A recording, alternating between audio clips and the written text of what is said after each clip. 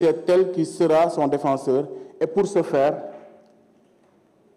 il y avait 3 options à considérer. La première option,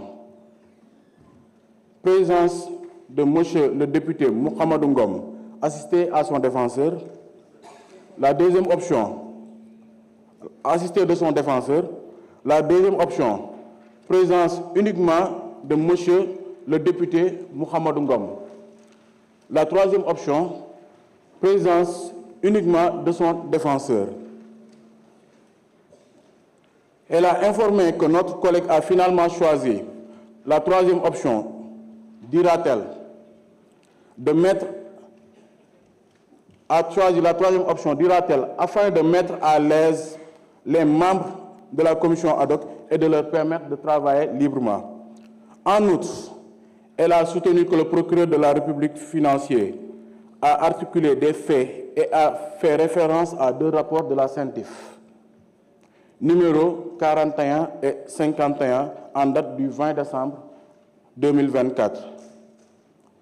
D'après elle, ces rapports devraient être mis à la disposition des membres de la commission ad hoc pour leur permettre de connaître de l'exactitude des faits reprochés à M. le député Mohamedou Ngom. Madame le défenseur a également relevé qu'en l'espèce, le dossier de poursuite équivaut à une lettre de transmission, alors que le procureur général près la Cour d'appel de Dakar et le procureur de la République financière auraient dû transmettre ces fameux rapports. Sur ce, elle a demandé la suspension de la séance jusqu'à ce que le document soit communiqué aux membres de la commission ad hoc. Elle a, en outre, laissé entendre que si cette demande n'est pas honorée, elle serait dans l'obligation de se retirer. Sur cette question, un commissaire a soutenu que lors de la première réunion, Monsieur le Président Abdoulaye Tall avait fait allusion à ces rapports de la Cellule nationale de traitement des informations financières, CENTIF, ayant servi de base à la saisine du procureur de la République financière. Or, les membres de la commission ad hoc ne disposent que de 3 lettres susmentionnées. Pour les mêmes raisons, il a également demandé la suspension de la séance jusqu'à la transmission de ces rapports de la CENTIF. Toutefois, d'autres commissaires ont tenu à préciser que les conditions de déroulement des travaux de la commission ad hoc sont respectées conformément à l'article 52 du règlement intérieur de l'Assemblée nationale qui dispose: il est constitué pour chaque demande de levée de l'immunité parlementaire d'un député ou pour chaque demande de suspension de poursuite déjà engagée, une commission ad hoc de 11 membres nommés selon la procédure prévue par l'article 34. La commission doit entendre le député intéressé, lequel peut choisir comme défenseur un de ses collègues.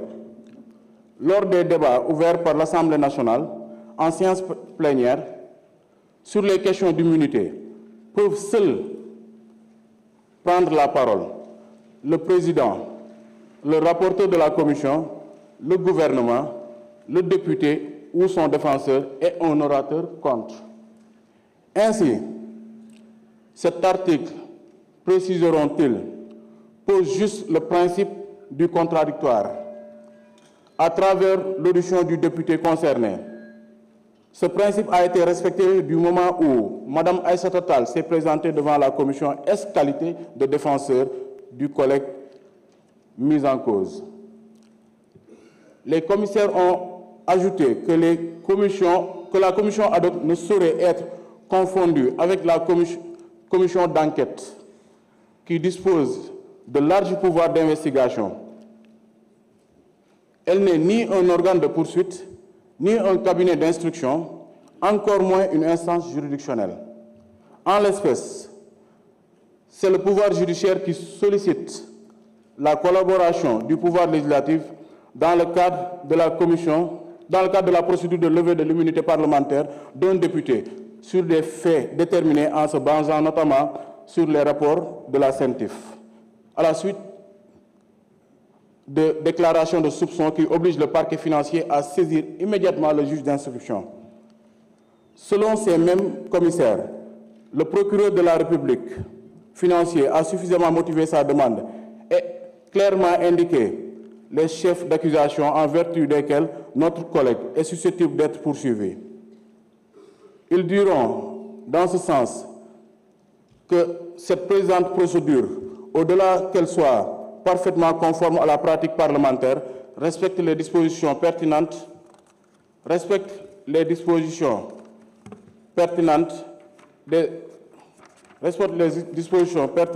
des articles 61 de la Constitution et 52 du règlement intérieur de l'Assemblée nationale.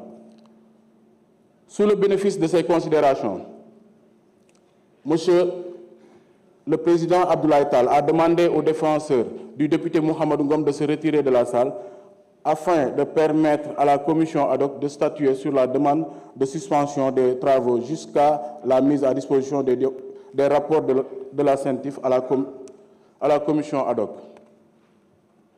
À l'issue du vote, 10 membres ont été favorables à la poursuite des travaux et un membre a manifesté son désaccord. Monsieur le Président a, par la suite, invité le défenseur de Monsieur le député Mouhamadou Ngom à regagner la salle pour l'informer de la décision de poursuite des travaux largement exprimée par les membres de la commission ad hoc. Madame le défenseur dira prendre acte de cette décision et à remercier les commissaires avant de se retirer. Poursuivant les travaux, les commissaires ont tiré les conclusions de la commission en statuant définitivement sur la demande de levée de l'immunité parlementaire de notre collègue en procédant au vote.